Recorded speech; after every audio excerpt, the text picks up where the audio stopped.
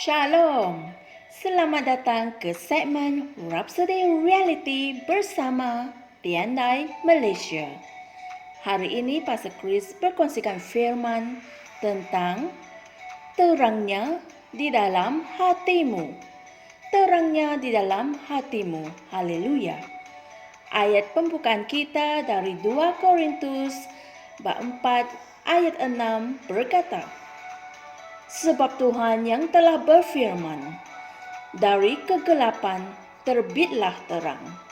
Dialah juga yang bercahaya di dalam hati kita, supaya kita beroleh terang dari pengetahuan tentang kemuliaan Tuhan yang ada pada wajah Yesus Kristus. Puji Tuhan. Dalam Habakuk 2 ayat 14, Alkitab mengatakan, sebab bumi akan dipenuhi dengan pengetahuan tentang kemuliaan Tuhan, seperti lautan yang dipenuhi dengan air. Haleluya. Dan ayat Injil pembukaan kami berkata, sebab Tuhan yang telah berfirman, dari kegelapan terbitlah terang. Amin. Dialah juga yang bercahaya di dalam hati kita. Cahayanya ada di dalam hatimu. Kemudian, ia menjelaskan dengan lebih lanjut mengapa cahaya itu ada di dalam hati kamu, supaya kita beroleh terang dari pengetahuan tentang kemuliaan Tuhan yang ada pada wajah Yesus Kristus. Puji Tuhan. Ayat Injil sebelum ini jelas menunjukkan bagaimana pengetahuan tentang kemuliaan Tuhan akan memenuhi bumi ini. Pengetahuan ini datang melalui Yesus Kristus, dan ianya diberikan kepada kita yang telah menerima terangnya. Amin. Yesus dalam doanya kepada Bapa berkata, firman-Mu adalah kebenaran.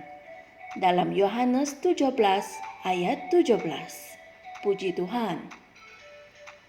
Dalam Yohanes 1 ayat 9. Dia berkata, dialah terang yang sejati, yang menerangi setiap orang yang datang ke dunia.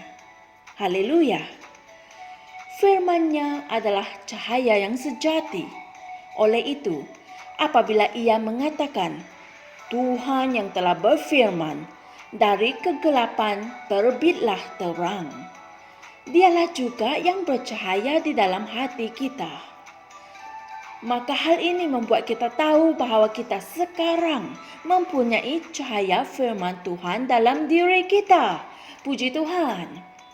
Ini bermakna bahawa semakin banyak pengetahuanmu yang kamu miliki tentang Tuhan, semakin terang cahayamu bersinar. Semakin kurang pengetahuanmu mengenai Dia, maka semakin kuranglah terangnya yang dapat kamu pancarkan. Inilah sebabnya mengapa kamu mesti memandang serius tentang pelayanan firman dalam kehidupan peribadimu.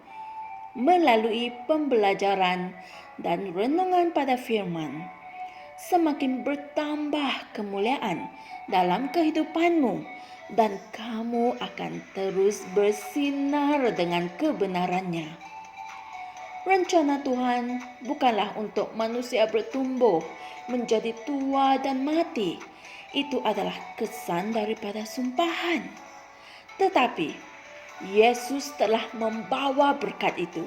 Dia membawa hidup yang kekal, seperti yang dinyatakan dalam 2 Timotius 1 ayat 10, yang didedahkan melalui pengetahuan akan Tuhan dalam Kristus.